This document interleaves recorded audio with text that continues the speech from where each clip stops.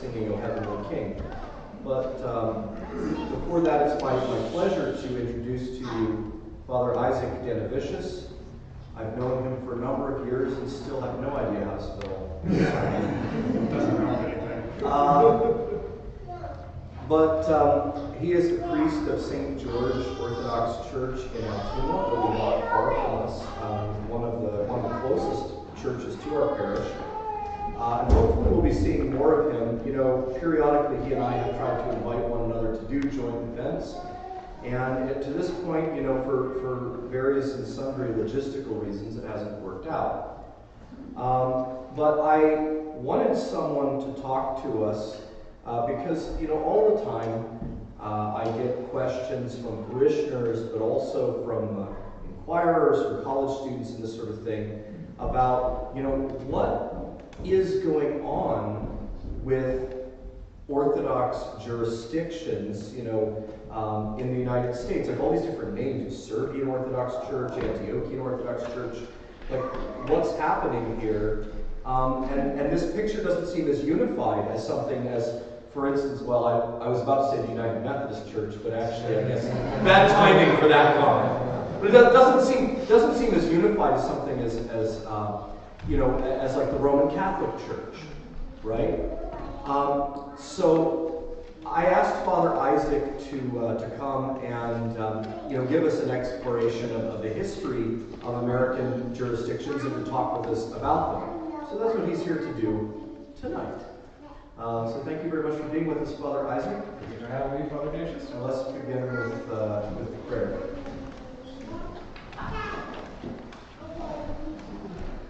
Lord, heavenly King, Lord, comfort to the Spirit of truth, who art everywhere and fillest all things, treasury of blessings, and giver of life, come and abide in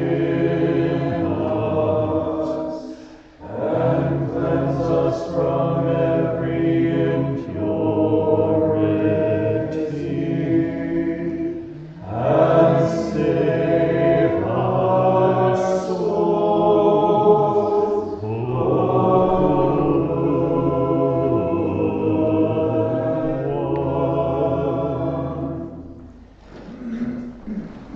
Thank you so much, Alex. Right, you guys can sit down.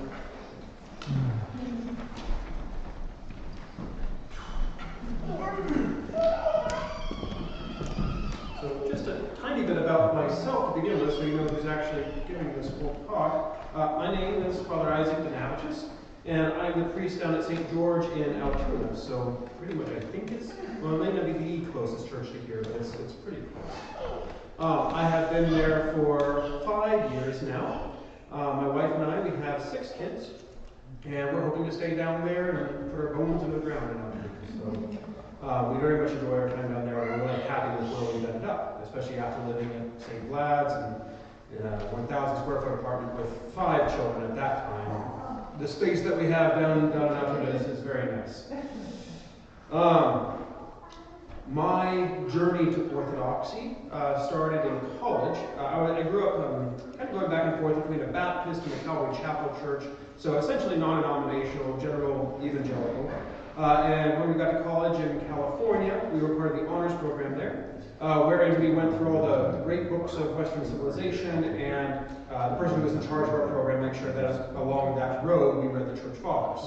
And so this was a church that we had never heard of before, anything like that, and well, we kept on reading and getting ourselves into trouble, and eventually found ourselves within the bosom of the Orthodox Church.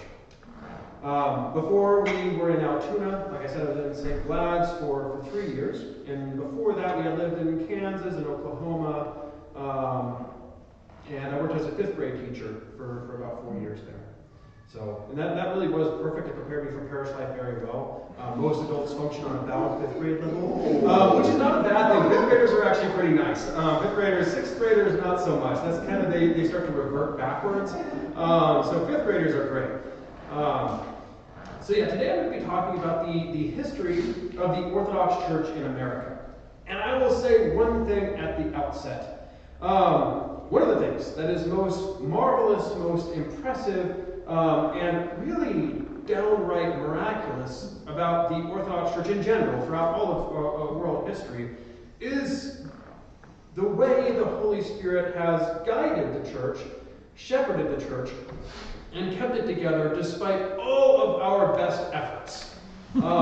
It is comical reading through the history of the Church of Christ and just watching figure after figure, bishop after bishop, patriarch after patriarch, doing their best to destroy the church. And yet somehow, despite all of it, despite any sort of, canonical magisterium just sort of forcing unity on everybody, somehow against all odds, we have unity throughout the church. We have unity of doctrine, unity of practice and worship. Something that, especially coming at it from a Protestant, is just like mind-boggling. How did that happen? And that's in the face of what can oftentimes seem a somewhat depressing narrative. And so that's kind of what I want to preface this with, is just like on the world stage, throughout all the 2,000 years of the history of the church, it has been the Holy Spirit that is the glue of the church, not the will of men. Okay? So it is with Orthodoxy in America. Okay? So keep that in mind as we go through the ups and the downs and the triumphs and the setbacks upon setbacks upon setbacks. My idea for tonight, is to give mostly a narrative of the history of the Church in America through a timeline, pausing at a couple of moments to focus on a couple of very important personalities in the history of the Orthodox Church, that's what you have in your hand, are three distinct persons who really did a lot to shape the Orthodox Church in America that we see today, as well as one, do we have any Bulgarians in the room? Okay, good. Not that I'm being disparaging about Bulgarians or anything like that. I'm just using it kind of as a case study of what we have in the church today. Okay, don't start reading those yet. We'll get to them. We'll read them together. Okay, you can take those home with you. But the Bulgarians are just there as like I said, a case study in what it can kind of feel like to be in the church today. So I think a lot of people know about the history of the Orthodox Church in America insofar as the mission in Alaska is concerned. Kind of that's how Orthodoxy was first brought to the New World, except that it actually goes back a little bit further than that. So in this first section of time, I'm going to be talking about the period from about 1738 to 1794. And this is really the pre-history of Orthodoxy in America. You're good.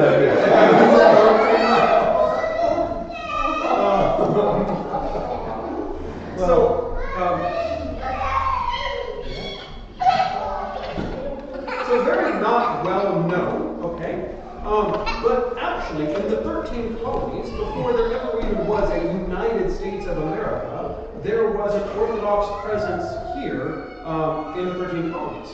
And in fact, even more than that, the very body and blood of Christ was present here.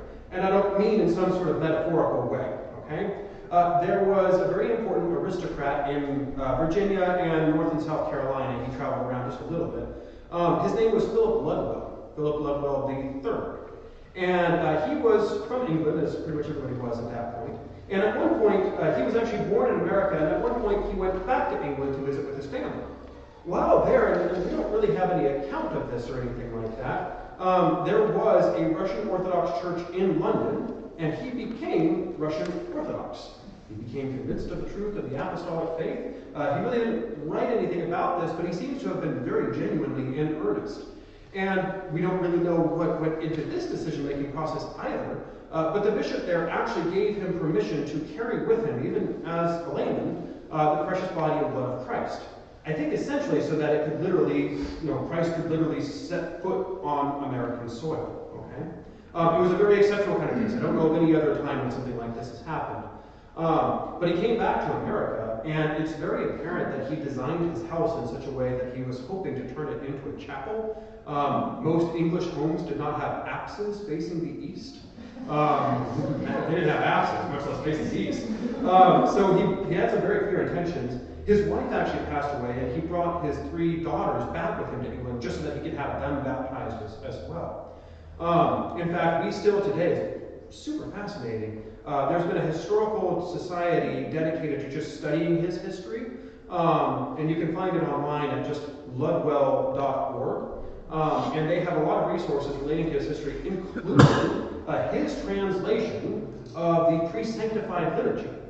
Of all things to translate into English, he translated the pre-sanctified liturgy, which sounds odd at first, except that makes sense. He had a pre-consecrated host with him. So basically what he did was he translated the pre-sanctified liturgy and then adapted it for a reader's use, wherein apparently he could commune himself and given a blessing by the bishop to do that. So, like I said, very fascinating. Didn't really have much of an effect on the rest of the history of Orthodoxy in America, other than the fact it's really historically interesting that you have somebody who is a cousin of Martha Washington, who was an Orthodox Christian. He actually was very instrumental in getting a commission for George Washington into the colonial armed forces. And he was sort of like intermarried with all these families. So actually, Orthodoxy is in American DNA. Right? There from the very beginning, from before America was the United States. Okay? So that was in 1738. In 1764, there were a group of Greeks, including a priest, who arrived in Florida. They were actually very instrumental in the building of the fort of St. Augustine. However, it's very exciting and everything like that, and there's even a priest here in America. They all converted to Roman Catholicism. So that was, again, did not last very long. Okay? So that's on the east coast of America, all right? Way further over on the west coast and the very, very far north coast, Russian immigrants are realizing that there is a wealth of fur to be had throughout the Alaskan and Canadian lands. And they very quickly start taking advantage of this opportunity. They begin sailing all up and down the Aleutian Islands and going into Alaska and establishing this fur trade, bringing some of the treasures of this new world back to Russia. Okay? And that's all the pre-history of Orthodoxy in America. Once again, that was from 1738 with Philip Ludwell to 1794. Right? Next section is we have the seeds of Orthodoxy being planted in America. In 1794, St. Herman plus 10 other monks, including St. Juvenali of Alaska, arrived from Russia into Alaska. Now, just to be clear, St. Herman himself was actually a simple monk. He was not ordained. And he was the only one of the 10 missionaries who originally arrived there to survive well into the years. Okay? Their missionary endeavors were really very successful. They would travel either in pairs or singularly throughout the Aleutian Islands. Some of them would actually venture further into the Alaskan wilderness. St. Juvenali was one of these. He was a priest. And he actually went, I think, the furthest into the Alaskan wilderness that any of them had the opportunity to go. If you don't know his story, he was actually martyred in one of the last villages that he came to. He had determined to educate the children there. He told the people, like, if you will allow me, I'll teach them math, I'll teach them reading and everything like that. He was devising languages for these different, or written languages for these different groups that he was going to. At first they were okay with it. They were kind of excited, like, yeah, somebody wise will teach our children. Then he prohibited polygamy in the village, and they weren't so keen on that idea. And so the men in the village decided, like, I don't want my boys being taught anything like this by somebody, so they tried to take their children back. And in fact, they decided to kill him for promoting this new and strange idea. What was interesting about that was that they had to kill him 3 times. They beat him, okay, and everybody who was around there, he was obviously dead, bloody, not moving. They turned around. All of a sudden, he gets up and starts preaching to them. And so they turn around and, okay, I got to kill him the second time. If you really want it. And so they did that. He actually rose a 3rd time, and finally they turned around and decided to cut him into small pieces so that it wouldn't happen again. I forget who it was that writes this life, talks about the fact that the villagers who were there that day remembered a pillar of smoke going up from his body for days after that point. So super cool, yeah. So like I said, St. Herman came into Alaska in 1794. What was different about that than a lot of the other missionary endeavors by certain other churches at the time. They actually, right off the bat, became super endeared to the natives that were there, except for, juvenile identities. But with everybody else, most especially St. Herman was just beloved of the people that he encountered. And not only that, they actually stood up for the natives as well. The Russian fur traders weren't exactly kind to the natives of that land. And at this point, the only clergy that was there for them when they needed X, Y, or Z sort of sacramental needs was these 10 missionaries who came there. And seeing the way that the Russian fur traders were treating the natives, they actually refused to serve them. They would not perform any baptisms, they would not offer them the Eucharist, they put a halt to all of their services because they weren't treating the natives like human beings. A little bit after that, about 30 years, 1823, there's a Father John Benyaminov. Forgive me for all this pronunciation that's going to happen tonight. Father John Benyaminov arrives in Alaska, and he also begins to evangelize, and most especially, he does a lot of work in the area of translation. So some of these earlier monks that have come there, they started writing written languages for the Yupik, for the Inuit, for the Eskimos. But he actually starts doing translation of liturgical services into their language as well as the gospel. Interesting fact about Father John Benyaminov, who, just so you know, he's the future Saint Innocent. Okay, at this time he's just a priest, but interesting guy. He was 7 feet tall, and the Alaskan people, the Eskimos, the Yupik, pretty much all of them averaged around 5 feet tall. But they loved him so much that they wanted to give him a great gift. And one of the things that they had become known for, especially living amongst the islands and everything like that, was they had to get around by boat. And their chosen mode of transportation was the kayak. Well, they had as a design the largest kayak that they had ever built for Father Innocent to be able to travel around. During one of his travels through the islands, we have an account of one of the tribes that he came to. The native shaman there received a vision of bright beings telling him that a man would arrive on a specific day and time by kayak, which, determining exactly when you're going to arrive somewhere by kayak, when these islands are, tens and 20s of miles across from each other, isn't the easiest thing. And he said that these bright beings told him that he will tell you the truth, you must obey him. So when he arrived at this village, he's greeted by the entire tribe there, who is assembled on the beach, and they greet him by name. And they've never met him before, and of course, all of them that very day convert. Like I said, one of the things that really distinguished these early Russian missionaries from some of the missionaries from other churches was that they really endeared themselves to the natives and took care of them. If you've ever heard of Saint Junipero, what is his name? The Roman Catholic. Sarah, yeah.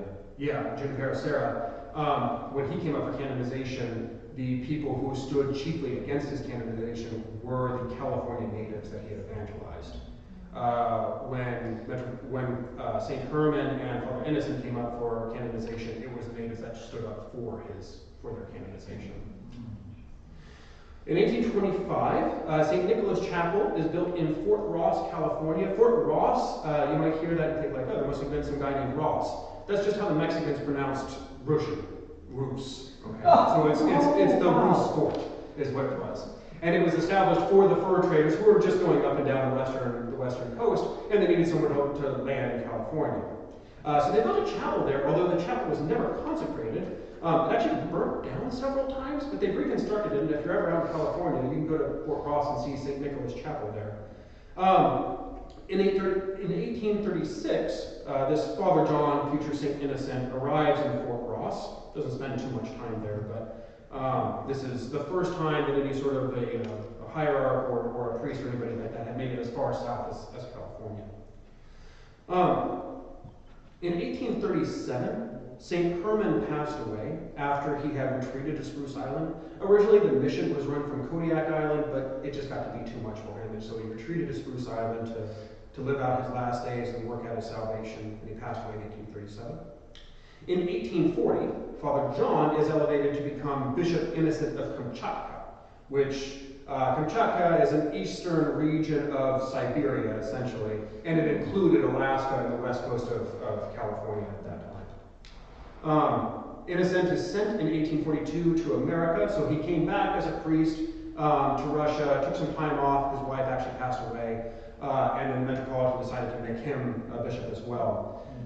Innocent, after that point in 1842, was sent back to America to be its ruling bishop. He travels all over Alaska, he travels all over San Francisco. He's sent to America even though he's still the bishop of Kamchatka. He's just sort of ruling from America at that point. But he travels all over these lands. He even travels all over eastern Russia, Siberia, on reindeer back. And he even, so he had Alaska. Okay, I need a map or something. So he was in Alaska. He went down as far as California. He went back and served in Kamchatka, and he was the one that actually started the mission down to the Chinese as well. Okay? So at this time, the idea of missions work is really taking off within Russia, and they established the Russian Missionary Society. Okay? And the Russian Missionary Society is very important because from this point forward, they're the ones supporting mission activity in America. Okay? And as we'll get into further here, any priests, any bishops in America are basically being paid by them. Okay? That's how they're surviving. Right? And this is all from the patronage of the Tsar and everything like that. Okay. In 1863, John, later Sebastian Davidovich, is born in San Francisco. So he's the first person that we'll talk about tonight that was actually born in America. Ironically, though, for the first person that was born in America that we'll talk about, he actually ends his life in Serbia. So he was a Serbian born in America who went back to Serbia to serve his church there during World War I. In 1864, and this is a very important date, 1864, the first Orthodox parish is established in America, which is Holy Trinity Greek Church in Baton Rouge, Louisiana, which of all places you would not expect to find the Orthodox in Louisiana. But and it is pretty well proven at this point. For a while, the OCA tried to contend that it was actually the San Francisco Cathedral that was first. The Greeks probably didn't actually incorporate their church first. They didn't have a priest at the time, okay? Their first priest didn't arrive till 3 years later.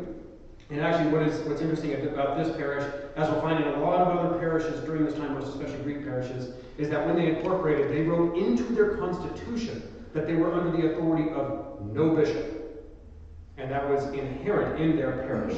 Okay? They did not want episcopal oversight. And that was for a variety of reasons that we can't really get into tonight, but let's just say things were not good under the Ottoman rule, okay? Which, of course, back in Greece was still under Ottoman Turkish rule at that point. Right? So in 1867, the first priest is sent to the first American parish, Archimandrite Stephanos Andreadis. He arrives in Baton Rouge, and he is sent by the Synod of Greece. And there's some back and forth that happens during this time over whether or not the Greeks in America are actually under the Church of Greece in Athens or under the Ecumenical Patriarch. Okay? Like I said, these are all the seeds that this is going to become important later on. Right? In 1867, that Bishop Innocent of Kamchatka and Alaska and California and northern China, he's made the Metropolitan of Moscow. In 1868, just a year later, the OCA establishes its first parish in San Francisco, the future cathedral. In 1870, Russia decides to actually establish a distinct Alaskan diocese. Okay, they don't immediately plant a bishop there, but they at least distinguish it as like this is going to be a future diocese. All right, and then in 1872, Russia sells Alaska to the United States. Now, an interesting fact about that is that Metropolitan Innocent actually saw this as providential, as an opportunity for expanding Orthodoxy into the United States, that it shouldn't just be limited to Russia. So he didn't bemoan the fact that Russia was losing Alaska. He actually saw it as a huge opportunity for them. And then subsequent to that, he moved the cathedral from Sitka in Alaska down to San Francisco, which was becoming a much more important center of population and everything. And this is the first time that we start to see English actually used in the liturgy. In 1887, St. Sebastian Davidovich serves in the Alexander Nevsky Church in San Francisco, which was a different parish. He's going to go on to serve the mission of the Serbs in America, who tend to mostly be located along the west coast. But this, St. Alexander Nevsky, that was the first parish that he served at as a priest.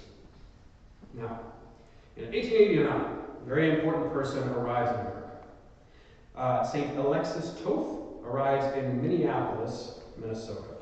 And so I will ask you to take out the one of the handouts that I gave you, the personality spotlight on St. Alexis Toth.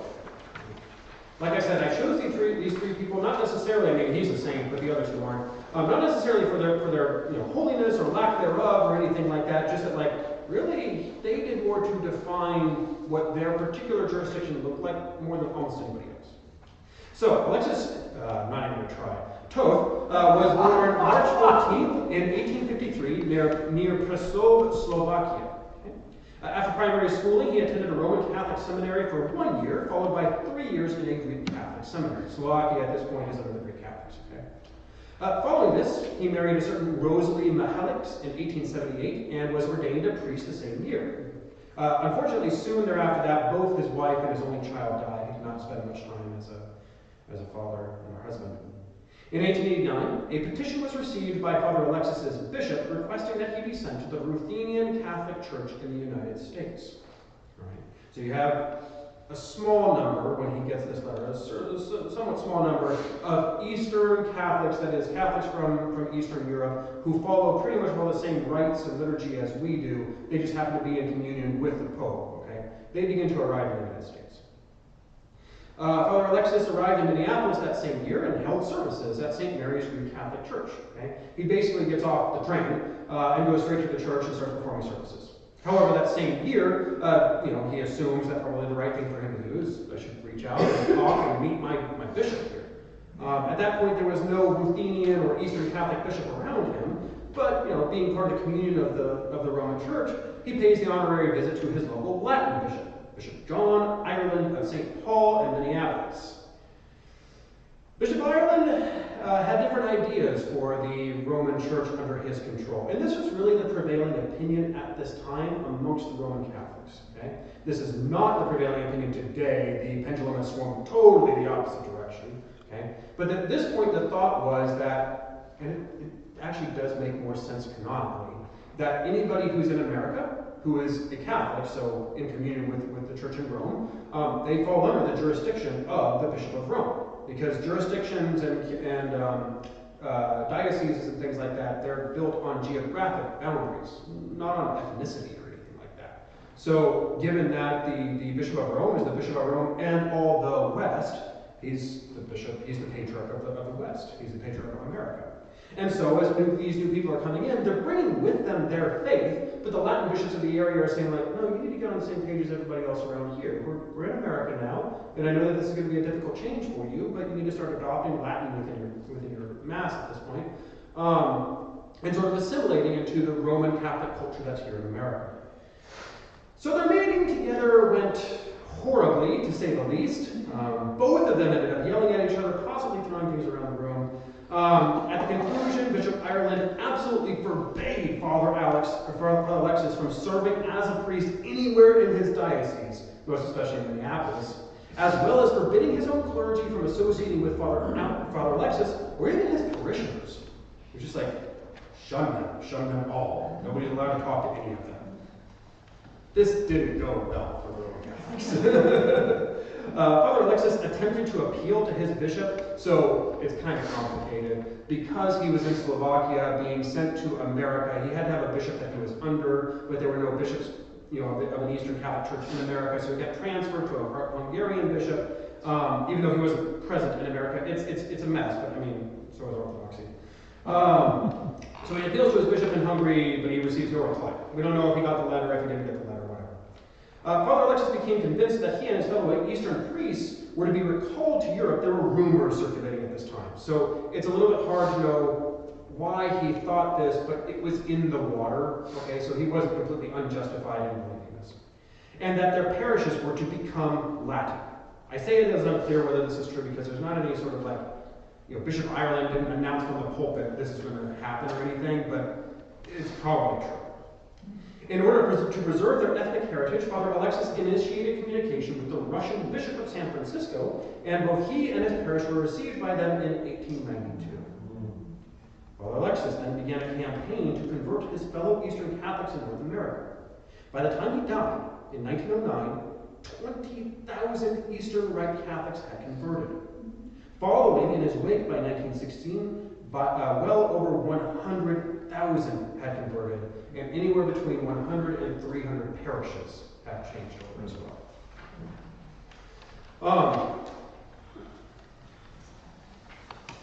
Now this is really what sets the face to the Orthodox Church in America.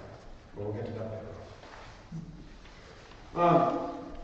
About the same time as well, Father Sebastian Davovich, future Saint Sebastian Davovich, is sent to serve at St. Mary's in Minneapolis to replace Father Alexis Toth. So basically, it's not clear whether it was Father Alexis' initiative or if it was the bishop then at the time of the Russian Church was sending him to do this, but he starts traveling around because he's worried about all of his Eastern Catholic friends, okay? And he goes to them and he tells them, like, you're going to lose your priest because he's married and he has kids. You're going to lose your language because the Roman Catholics assume that everything has to be in Latin. And you're going to lose all of your culture because you're going to be forced to Americanize. That was really the three main reasons that he gave to parishes to convert. Okay? It wasn't necessarily like, I don't know, they believe in the Filioque, they believe in papal supremacy, or they, I don't know, they believe in purgatory or something like that. It wasn't chiefly doctrinal concerns. It was, you'll lose your priest, you'll lose your language, you'll lose your culture. Okay? And this is pretty apparent. You can actually go to St. Vlad's Seminary. They have all the documentation for when they were discerning whether or not to canonize St. Alexis. And you can actually read some of the courtroom proceedings where judges, because what was at risk here wasn't just communities of people, it was also buildings. It was bank accounts, okay? And so when these communities of people were converting from the Roman Catholic Church to the Russian Church, well, they were taking all that with them. So there were legal battles everywhere where this happened. And so judges would literally have some of the people come in, and they would interrogate them as to whether or not they actually knew what they were getting themselves into. And they'd ask them questions like, do you believe in the Pope or do you believe in the Synod? Like, I believe in the Pope. Or do you believe in purgatory or not? Yeah, I believe in purgatory. Do you believe in using Latin in the liturgy? No! Okay, that's all kind of mixed, but we get what you feel strongly about, that's for sure. And I mean, yeah, not the best language being used in the middle of the courtroom. All right. So St. Alexis Toth is continuing his mission to the other chiefly Ruthenian parishes. You don't have to worry about what that means, but Eastern Catholic parishes. Okay. In 1894, St. Sebastian returns to California, where he establishes a church in honor of St. Sava. This, in 1894, is the first Serbian church in America. All right? And that's in Jackson, California. In 1895, the Syrian Orthodox Benevolent Society is established in New York City. This is, of course, the seed of the Antiochian Patriarchate here in America. That same year, the Archimandrite Raphael Halloweeni arrives in the U.S. under the Russian Bishop Nicholas. Future St. Raphael had been born in Lebanon. He had been educated primarily by Greeks and Russians. He spent some time in Greece, he spent some time in Russia, and he spent 19 years of his life as a missionary here in North America. He was also instrumental in the rescue of the Antiochian Patriarchate from Greek domination. So during this time, this will become a little bit important later on too, under Ottoman rule, the Ottomans had essentially set up Greek brotherhoods to maintain and take care of the church essentially as a tax farm for the Ottoman government. Okay? So the Greeks would make certain agreements with the Ottoman government would agree to keep them in power, and that's just how things worked for 200 years, something like that. So you have the Antiochian Patriarchate located in Syria, and all of its hierarchs were Greek. You have the Jerusalem Patriarchate located in Jerusalem, and everybody there speaks Arabic, but all of its bishops are Greek. Its priests cannot even hear the people confess because they don't speak the language. Same thing in Alexandria as well. So Bishop Raphael was extremely important in wresting Antioch from Greek domination. All right. By 1900, as we mentioned, Alexis Toth had converted 17 parishes. And then later on, by the time of the end of his life, he had at least converted 100. In 1902, St. Nicholas of Brooklyn is established as the first church of the, I don't know what they called it. They didn't call it Arabic. It was Syrian Levantine mission of the Russian Church in America. Okay?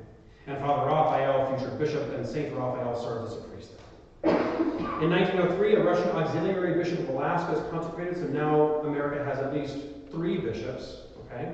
The main bishop was over the Russian mission, the auxiliary bishop of Alaska, as well as this new auxiliary bishop, Bishop Raphael, who's going to be going out to all the Syrians. And it's in 1904 that Bishop Raphael is consecrated, and he's the first bishop to be consecrated on U.S. soil in an Anglican church. But it was on U.S. soil. Bishop Tikhon appoints him as the head of the Syro-Levantine mission. They like to call them Arabs at that point. And in 1904, the first Romanian parish was founded in Cleveland, Ohio.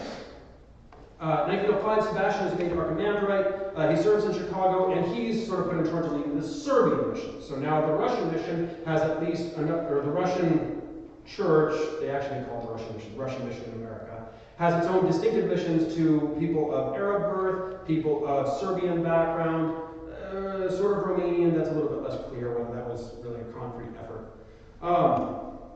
I actually don't know why Sebastian was never made a bishop. I'd be interested to find that out, but it would have made sense. But Sebastian Gavlich during this time really makes a name for himself by traveling just an insane amount. He crossed the Atlantic Ocean 15 times and the Pacific Ocean 9 times. Just going back and forth between the old country, the new country, talking to people in Russia, going back to America. I mean, it was just, nobody traveled as much as him. In 1905, Bishop Tikhon recommends to the Russian Synod self-rule for America. So Bishop Tikhon had this whole idea, right?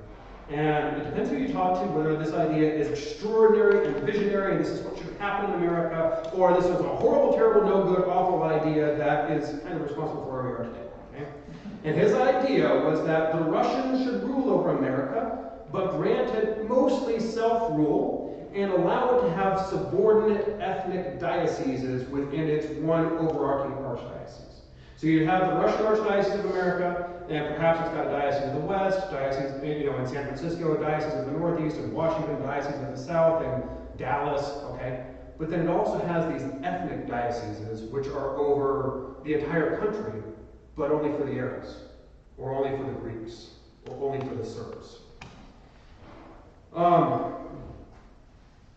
We probably don't have enough time to really go into in-depth on a discussion of that idea, but I personally think it was a horrible, terrible, awful, no good idea.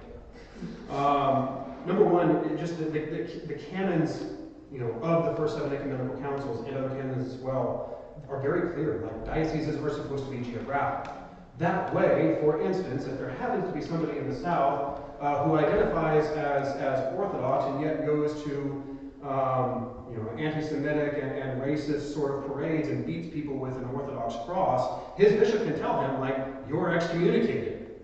And he can't just go down the street to the Romanian church that hasn't heard of his name and go to the bishop and be like, can I come here? He's like, yeah, I've never heard of you before. Fine, okay, whatever.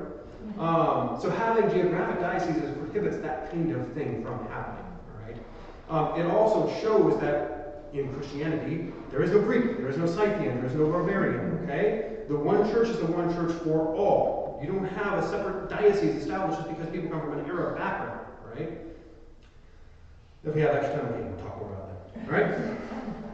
In 1913, Sebastian actually leaves America for Serbia, and he never comes back. He dies in 1940, so he spends actually quite a bit of time back in Serbia, but his heart just burned for his homeland, even though he wasn't born there or anything. In 1908, Tomos is released. If it's an Ukas, it's Russia. If it's a Tomos, it's Greece. All right? Or the Ecumenical Patriarch in this case. So in 1908, a Tomos was issued from the Ecumenical Patriarchate, relinquishing, this is interesting, it relinquished ecumenical patriarchal claims to the Greek diaspora, which becomes a bad word later on. Now that seems, okay, fine, whatever, they give control of the church in America to the church in Athens, whatever. What's important about that, okay?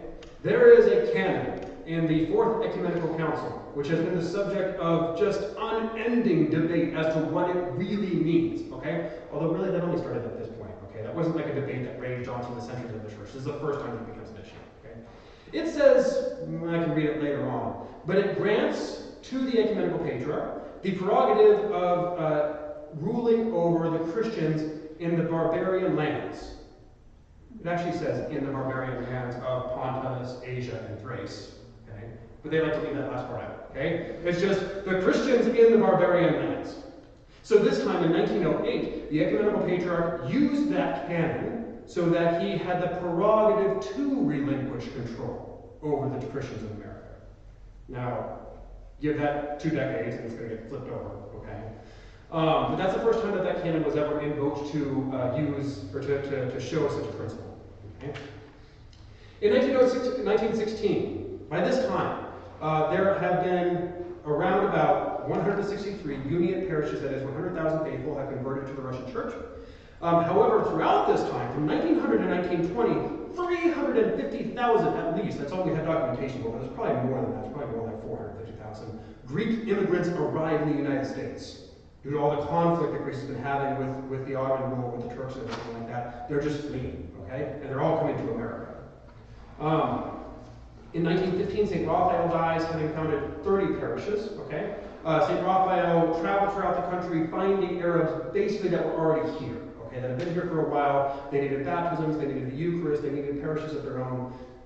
And his mission was really to just sort of like shepherd the lost sheep of America that were of Arab descent, okay?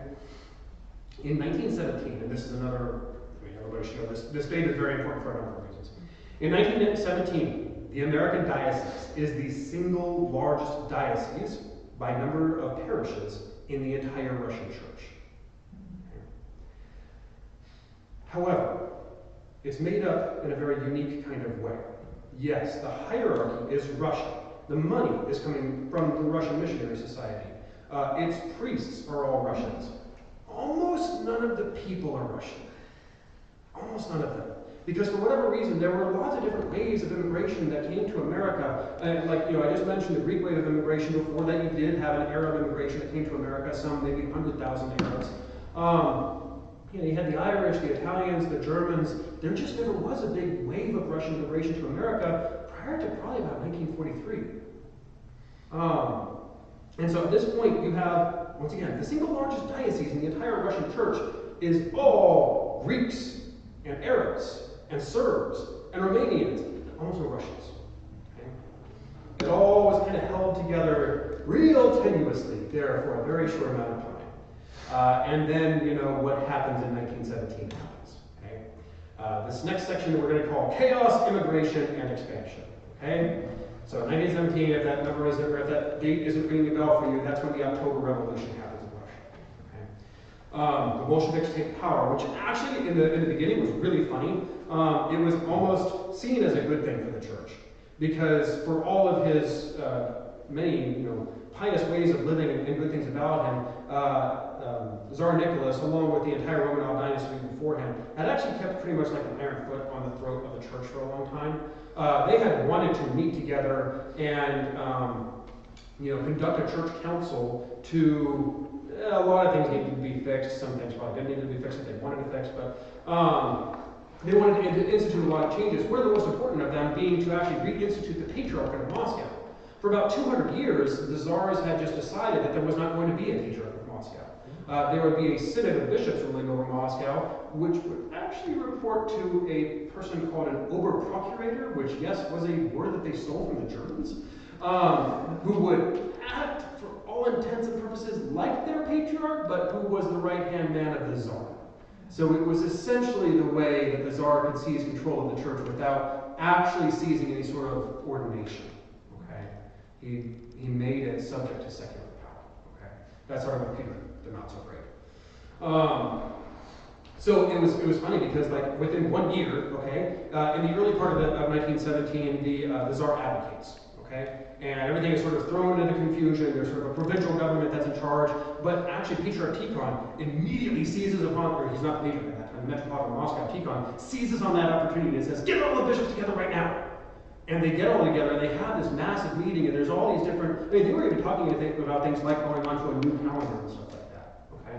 Talking about the greater need for laity to be participating in the life of the church, establishing things like parish councils. I don't think they use that word, but actually probably they use the word parish Soviets.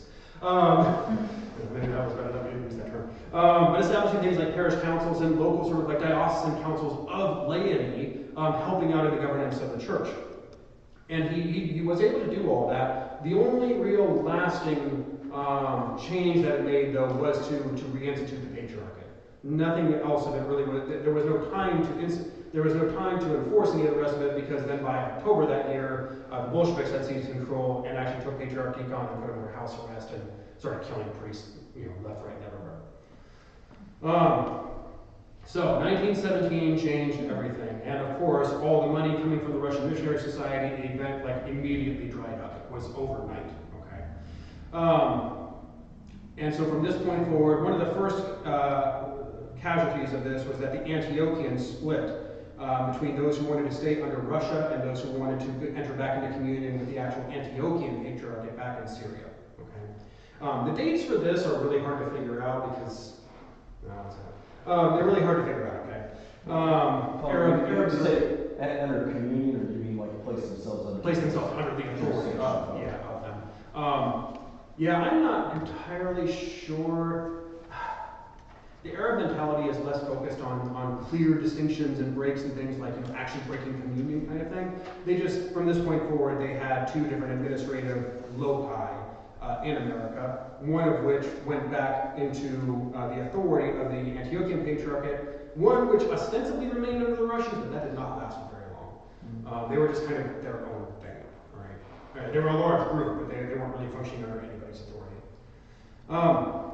And then in 1920, just 3 years later, you have Ukaz 362, written by Patriarch Tikhon, which is a very, very important document directing all churches under Russia, that is, any churches that are under the authority of the Moscow Patriarchate. Basically speaking, you're on your own.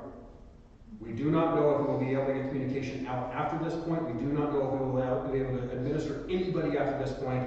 If you have bishops in your local area, you are to form self-governing synods and proceed as you can. Wow, God help you all. That really was like one of the last communications that he was able to get out before he was firmly under house arrest and no longer able to talk to anybody. In 1921, as a result of that, ROKOR was formed, the Russian Orthodox Church outside of Russia, which was formed by Metropolitan Anthony Khrapovitsky, who was one of the contenders for the seat of Patriarch of Moscow. And as far as I know, he was on fairly good terms with Patriarch Tikhon and everything like that, but he had fled to Serbia and to Yugoslavia. Okay, and so that became for a time the de facto center of the Synod of the ROKOR. So ROKOR is formed and claims all Russian churches outside of Russia. Nobody really listens to this in America. Okay. They don't. In 1922, the Greek Archdiocese is incorporated and recognized by New York State. Not under, but at the instigation of one of our other personality spotlights, Miletios Metaxakis. Now this isn't just the Church of America. Yeah, this is he is not just responsible for the face of the Church of America. He is probably more responsible for the face of the Orthodox Church in the entire world than any other one individual person, like what it looks like today, kind of thing. Okay. Born Emmanuel Metaxakis in Greece in 1871, he moved to Jerusalem when he was 18. I'm just going to try to restrain myself, because with him there's like 1,000 different things that I could say, because this guy just had the wildest, weirdest life. People try to figure out, did he move when he was 18 because he had a fight with his father, or because he was a Cretan revolutionary? Maybe both, actually. At 20, so he went to Jerusalem, right? At 20, his spiritual father became Patriarch of Antioch, and he tonsured Metaxakis a monk and ordained him as a hierarch. Okay? This was at the time, once again, when the Greeks just ruled over Antioch with an iron fist. Right? In 1900, he graduated from Holy Cross Seminary in Jerusalem and became a member of the Brotherhood of the Holy Sepulchre. Look those guys up at some point. In 1908, following the Brotherhood of the Holy Sepulchre was a monastic brotherhood thing that ruled over the Patriarchate of Jerusalem, and you could only be a member of it if you were ethnically Greek. Their bishops, their patriarchs, everybody was always chosen from this group. Right? In 1908, following the Young Turk Revolution, the Patriarchate of Jerusalem started to increase the involvement of native Arabs, and Metaxakis opposed this. He attempted to then depose the Patriarch Damianos and was expelled from Palestine for activity against the Holy Sepulchre. Right? He ended up in Istanbul, where he's elected Metropolitan of Kition in 1910, and became a Freemason. Has something to do with his spirit. In 1918, he's made the Archbishop of Athens, and he travels to America to organize the Greeks. which following that 1908 Tomos, authority over the Greeks in America had been ceded to Athens. All right, so he's right now, he's the Athenite, or sorry, he's the from Athens. He's the Metropolitan of Athens. Okay. Next, he's deposed as Metropolitan of Athens in just 1920, 2 years later. All right. That was basically because he was friends with the president of Greece at the time, and there was an overthrow of the government, and so he was just deposed as collateral damage. Okay? And so he flees back to the United States to go under one of his friends, I can't remember his name, where he continued to help organize the American Greek Church, formally incorporating the Archdiocese in 1921 or 22.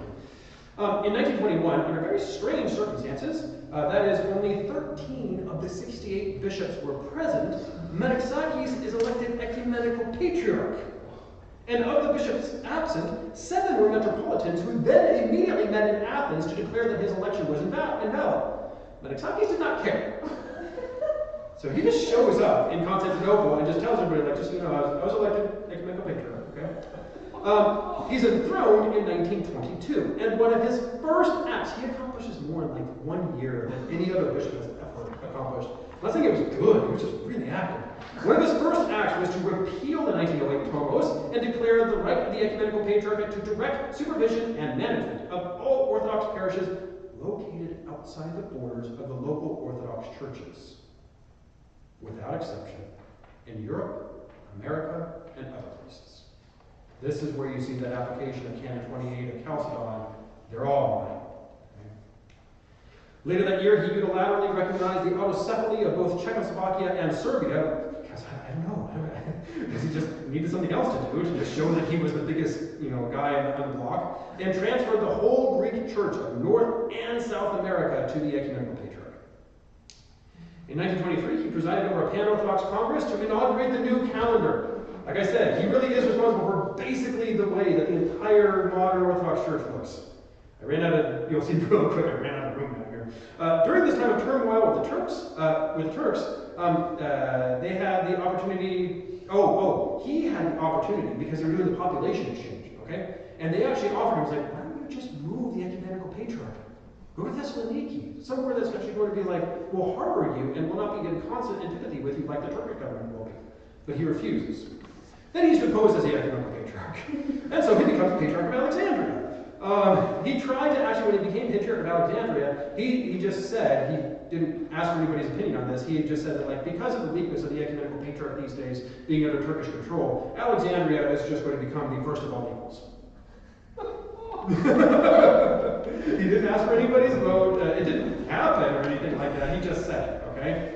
But then he also added all of Africa to the formal title of Alexandria. That was actually not part of their title before that. He began a mission to Uganda. He formalized the autocephalous status of Sinai. He almost united the Orthodox with the Anglicans, and he died while in conflict over the throne of Jerusalem because he got bored in Alexandria, so he wanted to be Patriarch of Jerusalem. Like I said, I ran out of room. I couldn't put like where he, how he died or anything like that, because he's just, And he's the one who was buried in the pre-Masonic ceremony in the pyramid, right? Yeah. Yeah, look him up at some point. Actually, this is a good gateway into learning like weird stuff about Orthodox history, especially in America. Just look up Google Millennios Metaxakis. The article that will come up is from a place called Orthodox History, and it's by this guy named Matthew Mahaney, who is one of the best historians in the Orthodox world, bar none. He's one of the best currently living historians. Okay, where were we? We were at the personality spotlight on Millennials. Also during this time, you'll notice from what was discussed in 1917 at the Russian meeting versus Millennios Metaxakis, Millennios Metaxakis made one of his, not life goals, but this recurring motif of actually fighting against lay involvement in the affairs of the church. Okay? Whereas you had Patriarch Tikhon over in Russia actually arguing for things like parish councils, diocesan sobors of laity, okay, helping in the administration of the church. And this difference it will be reflected in the personalities of the OCA and the Greek Orthodox Church in America. All right, I probably need to start hurrying up on this. We're only in 1922. All right. In 1924, the Metropolia, which at that time was called the Russian Orthodox Greek Catholic Church of America, a little bit of a mouthful, breaks with Moscow to block the communist, or really what they were using at that point, the Living Church, which was this parallel organization that the Soviets had invented in Russia to sort of fight against from the inside the Russian Orthodox Church. So the Metropolia breaks with Moscow to block the communists and the Living Church from seizing American assets, which they knew they were about to do. It doesn't entirely work. The Living Church is able to take the diocesan cathedral in New York City, but that sort of proved that what they were worried about would happen, it was going to happen. To block further loss, the Metropolia allows all parishes to rewrite their constitutions and take ownership of their properties. Okay. This is sort of the beginning of, how do I put this? It sounds worse than it is. Lay power in the OCA. In 1926, the Metropolia formally severs relations with Rokor as well, and they basically remain in schism until 1935, and that I think was actual schism. I don't think they were communing with each other. In 1926, the Serbian Church in America is incorporated. So like I said, you saw the disintegration of this Russian mission. Now you've got the split between the Metropolia and Rokor, and all these other ethnic dioceses become the Greek Church, become the Antiochian Church, become the Serbian Church. And one of the other fun things that they tried to do at this point was in 1927, the Metropolia, that is the future OCA, established the American Orthodox Catholic Church to be headed by a certain Bishop Eftimios Ophiush for converts and non-Russians. So once again, they're drawing this distinction between their mission, and now we've got a different ethnic diocese, but it's an ethnic diocese to converts. Okay? This was another terrible, horrible, no good, very bad decision. And this all happened, and it falls apart almost immediately. It only lasts for about 6 years, but not before, because in 1933, that Eftimios that I mentioned, he gets married, and he's considered by most as de facto resigns, as having resigned. But not before having founded churches, ordaining priests, consecrating hierarchs, most of which remain these sort of weird episcopoi, vagantes, like bishops without any flock, bishops in name only. But they have these weird lines of apostolic succession from Eftimios Ophiush. They look like they're playing dress up. You can find pictures of them online. In 1935, the Metropolia and Rokor come back into good relations with each other.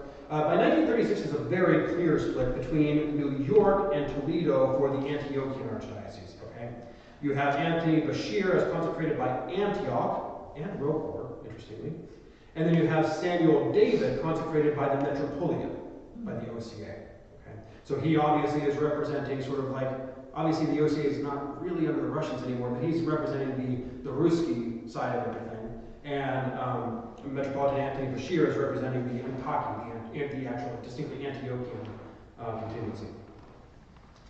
So in the 1940s, 1943 I think specifically, a really interesting thing happens. Stalin has this horrible history for all the horrible things that he did to the church, which are all true, okay? He killed millions upon millions, right? However, in 1943, or 42, I forget which, he sees that he's going to lose World War II. Okay? He cannot fight against the Germans. He's losing ground all over the place, and he realizes that one of the big reasons for that is he does not have the support of his people anymore. The people see what he's done to the church, and they can't take it anymore. And so he finally actually capitulates to the Russian Orthodox Church. And there was actually a very specific, emergency meeting that he had with the then patriarch and a couple of the other bishops of the church. He was like, "What will it take you to get you to give me support?" They're like, "Give us 25,000 churches." Fine, done, overnight, just immediately. "Give us 5,000 monasteries." "Yeah, they're open tomorrow." That's it, whatever you need. "And take 2 miracle working icons of the Mother of God. Let's say, I forget which ones they were, Novgorod and I forget what the other one was. And take them up in a plane, and we want you to fly them around Moscow and St. Petersburg as a sign that you're trusting in the protection of the Mother of God for the Russian land." Wow. Yep, I'll do it. It's all done. He didn't try to debate with them or anything. Just whatever it takes. We will lose this war if I don't get you behind me. And so he does, and he actually does over 25,000 churches and 5,000 monasteries, and flies those icons around, and they win. They're able to turn the Germans back from the Russian land.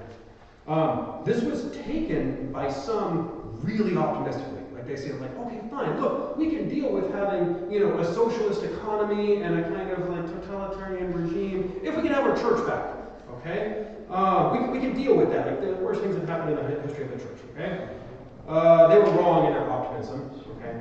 But this started a time when aside from Rokor, because the Rokor was always extraordinarily suspicious of the Russian government, but you had a lot of groups that decided, like, oh, maybe we should come back into communion with the Russian church. Maybe it's not so bad over there anymore. In 1946, Rokor leaves, the Synod of Rokor leaves Yugoslavia and establishes a base in New York City. That same year, the Metropolia once again breaks with Rokor and attempts reunion with Moscow. Okay? So they sent envoys over the Moscow Patriarchate, trying to come back into communion with them. Because they're optimistic about the way things are going to go. Now they get told, like, that's great, of course we'll welcome you back, you're our daughter church. All you need to do is take an oath of allegiance to the Soviet government. They're not so keen on that idea. I mean, we trust you now, but you did murder millions of us, I mean. And this laid the groundwork for, the groundwork for this was laid by Patriarch Sergius in the 1930s, I believe. Who had famously pledged allegiance to the Soviet government, saying that the joys and the sorrows of the Soviet government are the joys and the sorrows of the Russian Orthodox Church. So most in America were not so okay with this, okay, and that's why the Metropolia did not end up coming back under communion with Moscow. And this all kind of just got put on hold for a while. It's like, basically everybody said, like, that's too big of a step. In 1951, St. John Maximovich first arrives in America, and this was part of a larger wave of immigration coming from Russia. It didn't come close to what the Greeks did, but it was a larger wave of immigration fleeing Russian persecution. Just an example of kind of how strange the Antiochian situation was. In 1953, things are very weird. Bishop Samuel, who was of course representative of the Ruski side of things, supposedly operating under the Metropolia, but when he actually visits Damascus, he's treated as a member, not just a bishop, not just a metropolitan, but as a member of the Synod. And he's clearly not operating under their authority, but when he arrives there, they gave him the robe, they gave him the mantilla, and they take him into the room with the Synod. And he was only a bishop at this time, sorry. But then in 1955, when he went back to visit them again, they just made him a metropolitan. I don't know. I don't understand what's going on here. All right. So that was, what did I call that section? Chaos, immigration, and expansion. And now we have modern history and hope. In 1962, Seraphim Rose converts to Orthodoxy under St. John Maximovich. Many of us are familiar with his work, and a lot of people have converted because of his work. In 1966, Father Alexander Schneemann travels to Istanbul to ask Patriarch Athenagoras for help on the canonical situation of the Metropolia. He's not necessarily asking to come under the ecumenical patriarch. He's like, could you do something about this? We don't know where we belong. You know, we can't go back under Russia, but we also can't go under anybody else. Like, we can't be in communion with the communists, but we just want to be normalized in some way. Once he gets there, he's greeted very positively. In fact,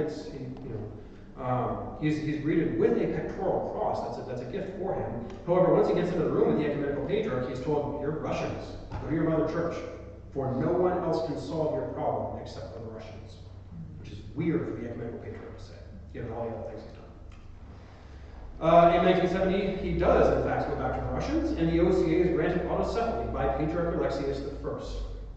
Not everybody celebrates this happening, but at the very least, the OCA and the Russian church are back in communion. And if the OCA and the Russians are back in communion, then the OCA is in communion with anybody that the Russians are in communion with. So they're sort of, in some sort of way, normalized throughout the rest of the world. And you have various different national churches responding to this positively, negatively, or we're not going to say anything. Like if you show up to church, yeah, we'll give you communion, but I mean, we're not actually saying whether or not we agree with you guys existing. Okay? In 1975, the Antiochian Schism is healed by Metropolitan Philip and Metropolitan Michael Shaheen. Here's the last personality person spotlight. Okay? Metropolitan Philip. Born Abdullah Saliba on June 10th in 1931 in Abu Mizan, Lebanon, the fourth of 5 children of Elias and Salima Saliba. He was sent to the Balaman Seminary or monastery at the age of 14. That's the nice way of putting it, okay? From his own words and what other people have said, he was abandoned at the seminary at the age, or at the monastery at the age of 14. Okay? There he met his lifelong friend Antun Khoury, which would become a bishop of the Antiochian diocese later on. However, while at the Balaman, he developed a very distinct distaste for monasticism. The monks did not treat them well at all. On August 6th of 1949, at the age of 18, Abdullah was ordained to the Holy Diaconate and named Philip. This begins a pattern.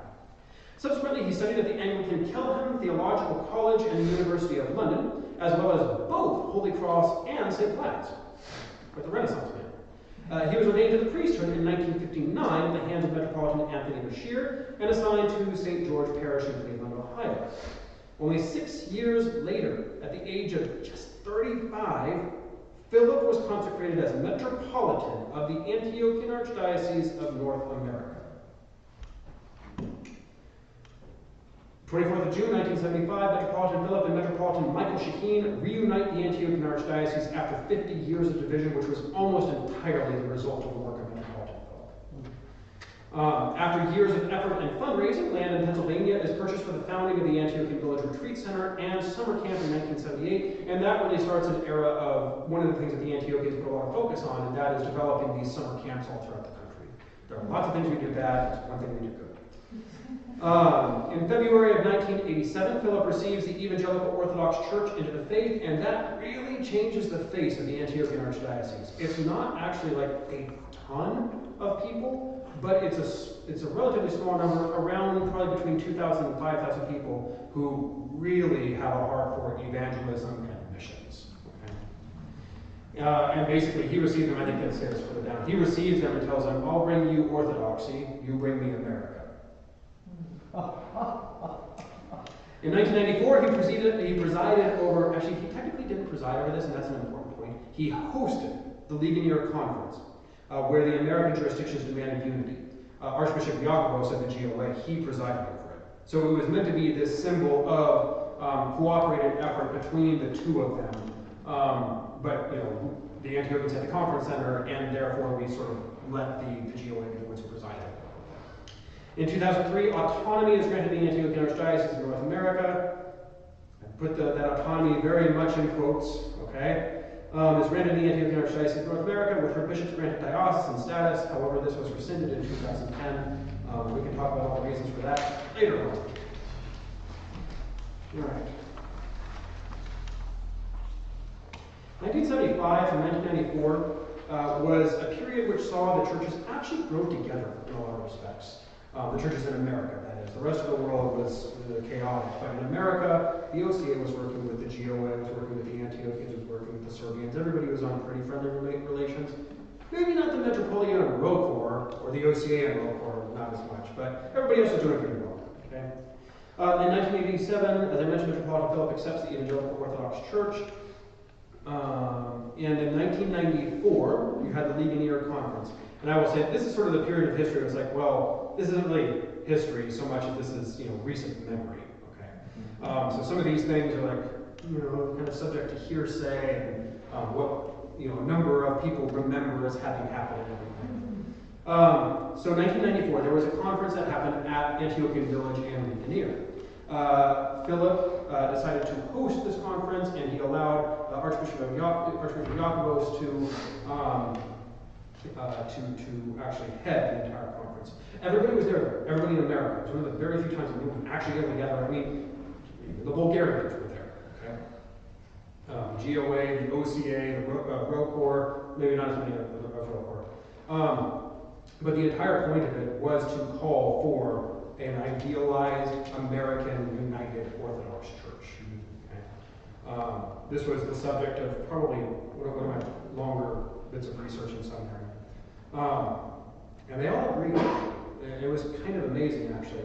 They even went so far, each of them went so far as to say that even if it meant all of us, even the OCA says, even if it meant going under the ecumenical patriarchate, it'd be worth it. Okay. Just for the sake of actually having Orthodox American unity.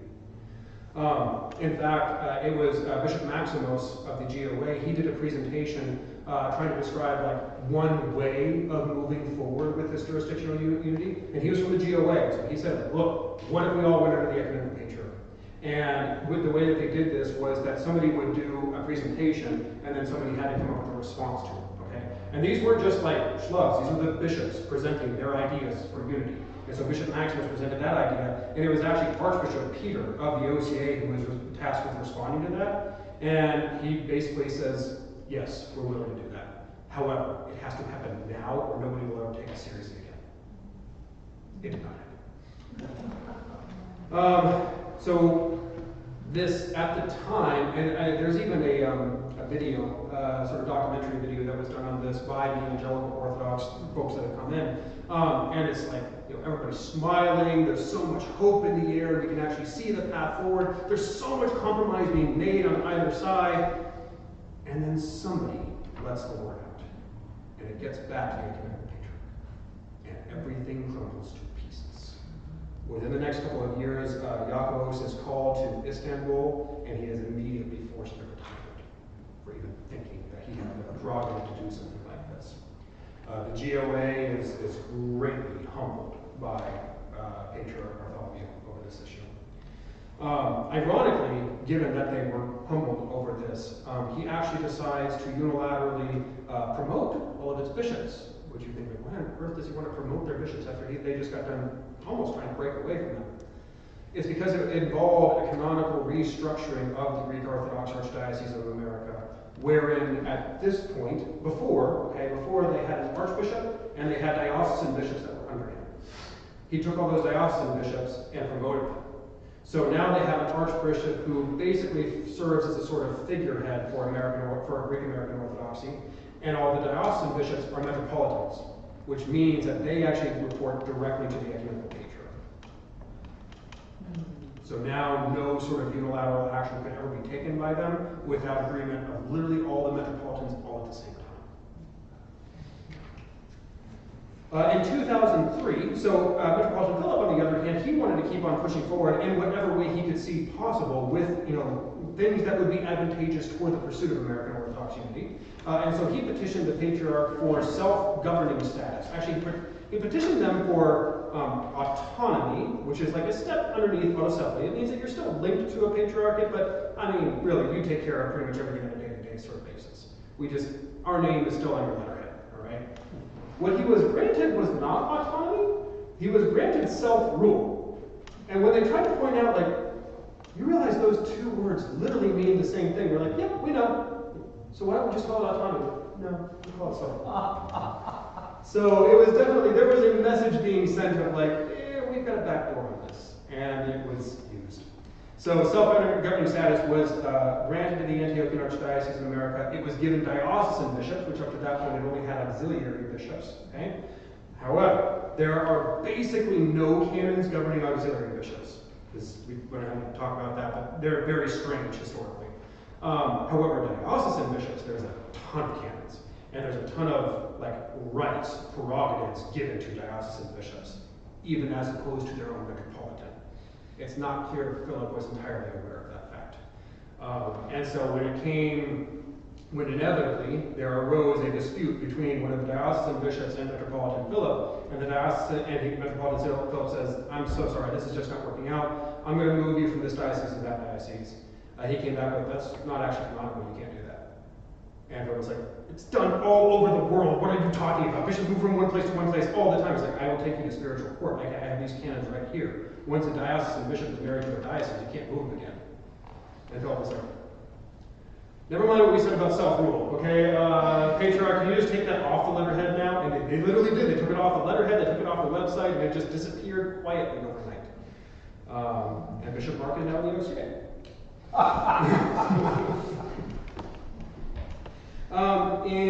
From 2005 to 2008, you had the OCA financial scandal, which involved a lot of money and a lot of heartache, and it was a very, very dark time. Millions of dollars went missing, and for an organization as relatively small as really any of the jurisdictions in America are, millions of dollars is a big deal.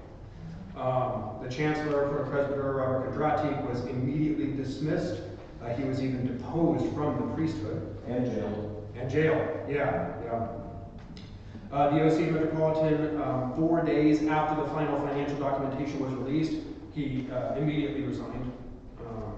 He tried to take a leave of absence for mental health, basically. He was told he was not allowed to, and then he had his letter of resignation ready at that There were serious allegations of mismanagement, embezzlement, blackmail, and serious hidden moral compromise. And Metropolitan Jonah was chosen as a successor. In 2007, Roquefort and Moscow entered back into communion, which is great, but makes no sense because of, but they're still Roquefort. Roquefort still exists to this day and still has churches throughout the world. They're not just the Moscow Patriarchate abroad or anything like that. In 2010, as I said, due to some debates between a certain metropolitan and a certain bishop, there was no more diocesan status for the bishops of the Antioch Archdiocese. And in 2018, Moscow and Constantinople broke communion. And that's the situation both worldwide in America that we have today. To illustrate how strange the situation can be in America, take a look at your personality spotlight on the Bulgarians. And this is nothing negative about Bulgarians in general or anything like that. This is just a weird sort of situation that exists. So the Bulgarian Orthodox Church in America, that is the Bulgarian Orthodox America, currently exists under two forms. That is the Bulgarian Diocese of Toledo and the Bulgarian Eastern Orthodox Diocese of the USA, Canada, and Australia. Okay? Both of these groups had their origin prior to World War II as a single organization. However, as a result of the establishment of a communist government in Bulgaria, relations of the diocese with the Church of Bulgaria were disrupted. In the 1950s, under the leadership of Bishop Andrew Petkov, the diocese unsuccessfully attempted to join the Metropolia. So obviously they saw that they could not remain under Bulgarian authority, but they also couldn't function on their own. Bulgaria was communist, they had to find some other home. They definitely didn't want to go under communist leadership, and so they attempted to join the Metropolia, that is the OCA, before it was the OCA, but they were refused. They never made clear the reasons for why they were refused or anything like that. Somewhere in 1963 and 1964, Petkov petitioned and was accepted back under the direction of Bulgaria because they didn't know where else to go. So they're like, well, I guess we will go under the communists. Okay. However, one of the most important leaders, Archimandrite Kirill Yonchev, disagreed with the decision as Bulgaria was so communist, and thus its hierarchy were viewed as compromised. Petkov therefore led a large group of parishes to break with the rest of the diocese and joined Roquefort, and was subsequently consecrated a bishop by the bishops of Roquefort. In 1976, Bishop Kirill and his Bulgarian diocese in exile left Roquefort and joined the OCA as an ethnic diocese.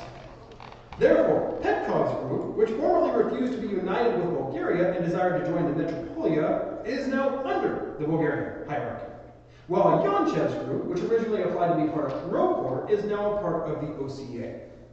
These two groups together are probably comprised, and this is a very generous estimate, of around 3,000 to 5,000 faithful. It's probably more than 1,500. So, with that happy picture painted of the way that things are in America, I hope that helps to explain sort of where we are, why we're there. I'm not sure if I can offer any concrete steps that we can take forward or anything like that. But yeah, so I guess at this point I will take questions and comments and concerns. Give everybody a breather after dumping all that information on you. Well, this kind of does shift my perspective from one of wondering why are we having so much trouble becoming united to how have we stayed as united as we have. Exactly. Right. I mean, like, honestly speaking, we're all talking to each other right now. Like, things are actually going pretty well.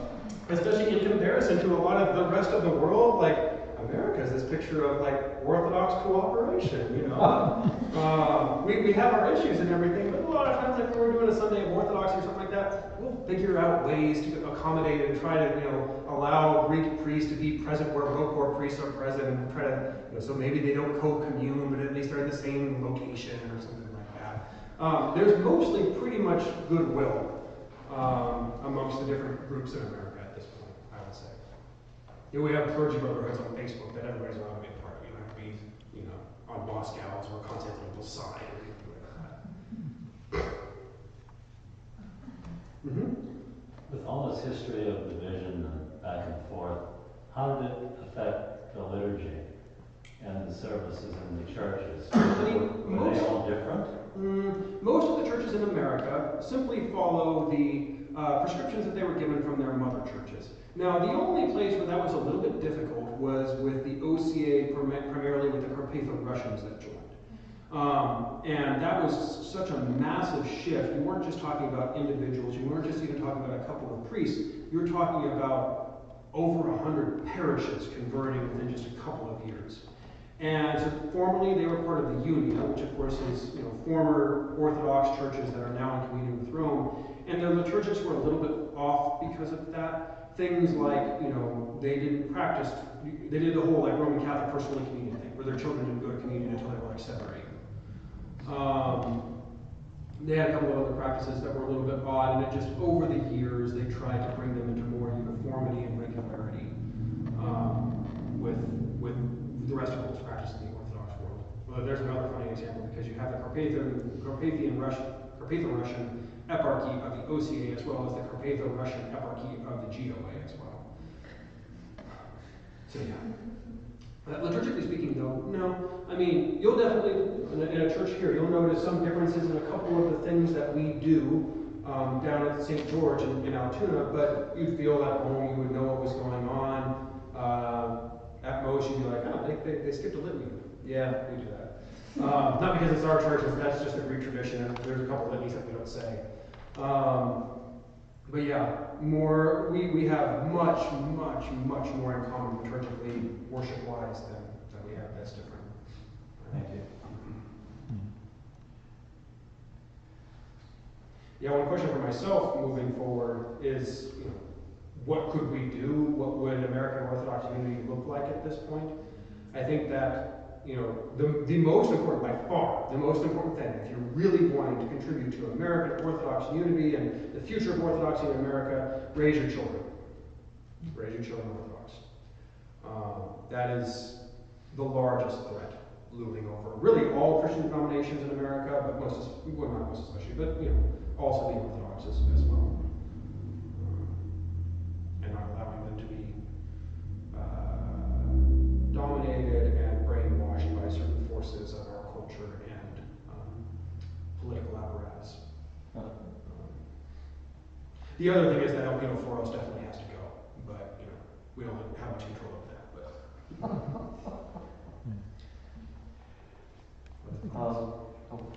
I have one question. Yeah. So from this, I think it's clear that Moscow and the ecumenical patriarch being back in communion would not fix the situation in America. Well, it would make things a little bit easier. Okay, my question is, do you think it's a precondition for a unified Orthodox? Oh, that's hard.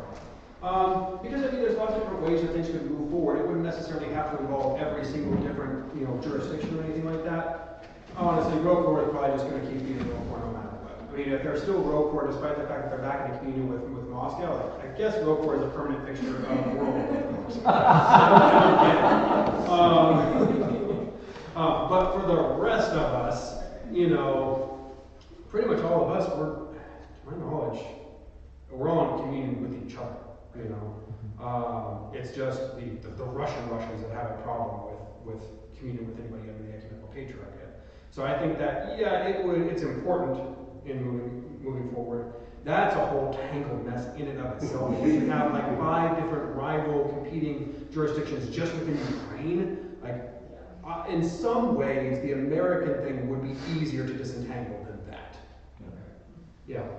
But is there any concern, at least my understanding, forgive me if I have this wrong, like in Africa right now, the Church of Moscow is taking the priests and trying to bring them over to their church versus the Orthodox churches set up in Africa that I believe go to the ecumenical patriarch. So is there any fear with what's happening there right now or happening here? Yeah, so this brings up a really important question, and one that actually, given all the different hundreds of canons that we have throughout church history, is not actually concretely addressed throughout all of our canonical history.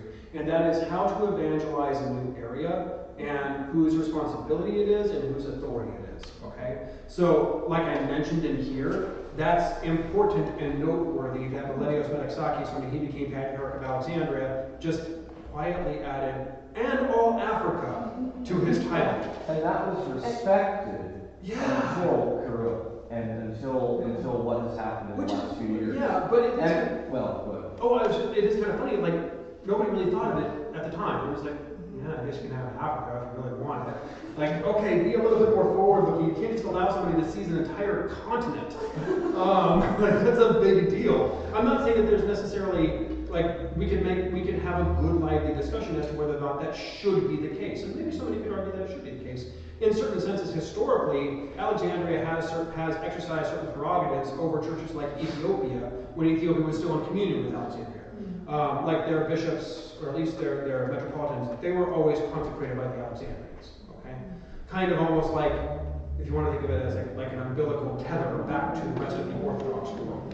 So you can make a historical argument for that. But technically speaking, there's no actual canons saying that, number one, Alexandria actually has prerogative over all of Africa, or number two, just because one church starts to evangelize an area, another church is not allowed to touch that area. And that's why we have a situation that we do in America. Because the Russians could very legitimately claim, like, no, they were obviously the first ones to establish a hierarchy in the United States. But the Greeks just look at it like, yeah, but there's like 500,000 Greeks there, and there's like 1,000 Russian clergy there. That doesn't make any sense. But perhaps if there had been canons prior to that point, we could have recourse to them. But we're all kind of trying to figure it out as it goes along right now. Another example of that is the whole question of the autocephaly of the OCA. Okay, they were clearly identifiably given autocephaly by their patriarch, and so you think like, oh, well then all the procedures were followed. No, there are no procedures for autocephaly.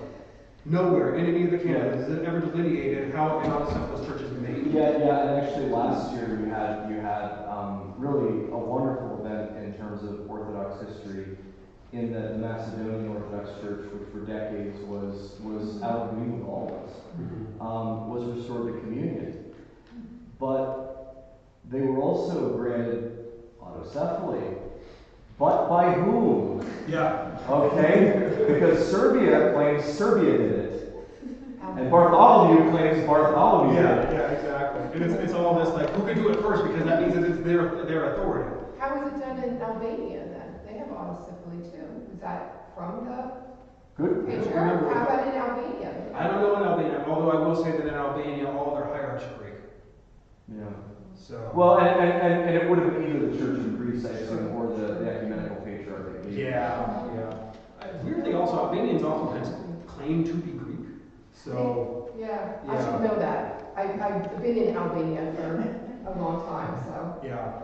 But I will say, I hate to say it, but like, if you think the last century was wild, read back in the book a few chapters, because like there are centuries like the history of the Church of Antioch alone in certain centuries, just by itself, like everybody else outside of it, is like Wild West compared to what he's talking about. So I think actually that probably comes back to your first point, which is the grace of the Holy Spirit. Yeah. It's like, ironically, the tangled mess of this all is like, and yet we're all still okay. We're all still united. We're all still moving forward. We're doing missions and evangelism. We have one of the most well-respected charitable organizations in the entire world. Man, that's. Imagine if we were actually trying to do good and trying to like, we were actually working with the Holy Spirit instead of against Him. I can't even imagine. So the church is perfect. It's just the people with Something like that. Yeah. No, the Holy Spirit's strength is made perfect in our weakness, and all the more magnified and evident in our weakness. I mean, it's so hard to look at the history, once again, not just of America, but of the world, and be like, it could only be God's. So I guess, Father, is there anybody who has a last question for Father? I had one there. I was wondering how much you think that maybe the factor of money might factor into some of the problems that we're having with that because of I think that in the Greek diocese, some of that money is going back to the EP. I think have the same thing in the Antiochians. And abroad, there's probably a fear of if the Americans actually get together and have their own unified church with all the money in here, that would become the most powerful Orthodox church. Yeah, so, okay, we're going to talk about real. Oh, go ahead. I'm sorry, I don't think there's a fear that the Orthodox Church in America, not the OCA, but the Orthodox, would become the most powerful. But I think that, you have like a reverse scenario where locally the ecumenical patriarch can't support itself, but it gets funds from overseas. Yeah, I kind of think if we're talking just like super brass tacks and very concrete kind of concerns, Menexaki saw the writing on the wall with the population exchange between Turkey and Greece, and realized that his church would be almost entirely depopulated sometime soon. He's right. There's maybe 7,000 Orthodox Christians living in Turkey, and that's his entire jurisdiction. If he doesn't interpret Chalcedon 28 in that way. And so it was sort of this last minute grab of like, we will fall to pieces. Like, we won't even exist anymore. The ecumenical patriarchate, the first among all equals, the great city, the great church of Constantinople, will fade into obscurity and non-existence if I don't take the rest of the world. And so, yes, so for instance, if we're thinking about a way forward, honestly, so Metropolitan Philip was one of the ones who really tried to champion this idea of bring the EP to Washington. If there is a capital, we have to, his argument was like, if there's a capital of the world, it's Washington, it's not Istanbul, okay? But if we are to find a way forward, yes, we do have to figure out a way that we can both respect, pay homage to, and preserve, literally, physically preserve our mother churches while still gaining, right sort of canonical status and autocephaly in America. So that would have to be part of the plan. It's like, okay, so if we're going to start our own church here, and we're going to have the GOA break off from the ecumenical patriarchate, what could we write into the Constitution or something like that moving forward of philanthropic work toward their see? Yeah, I think that would have to be something that we thought about moving forward. So I will say that's something Menexakis, certainly is frequently strange and ahead of his time, or moving time in his direction, or whatever. He's like an ecclesiastical mad scientist. But yeah, but I have to say, I think one thing that certainly is not off the table as much as Bartholomew wants to think that it is. Constantinople was made the second see of Christendom because it was the capital of the Roman East, and that's the real reason. Right. Well, that means that by that logic, something else could become the first see in the future. Yeah. Isn't that what Russia is trying to claim? Well, yeah, and I think that at this point, very, very few Orthodox Christians outside of Russia are going to go for that. Yeah. But anyway, I wanted to give an anecdote here about, so you think we're confused about this. Well, so are the bishops.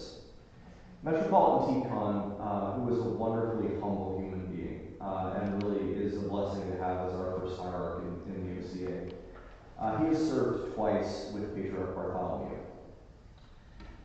The first time he served, in his white book, which indicates that he's the head of an autocephalous church. But the first time he served, he was assigned the last position in the assembled bishops. Because from the projected standpoint of Constantinople, he was some minor Russian bishop of no particular importance. The second time he served with him, he served second. Because he was being treated as though he was the head of an autocephalous church. Even Bartholomew doesn't know what to do with this. Anyway. So I've heard it put at one point, for the churches that don't accept, the autocephaly at the OCA, because they're all in communion at this point. Nobody, dislikes the OCA or anything. They're like, oh yeah, they're canonical, they just don't exist. Yeah. Yeah. All right, well, thank you, Father. Yeah, thank you guys for having me. Thank you. Well done. You have a way that you end these things, or? I'm going to sing It Is True of Me. Sure, yeah, please.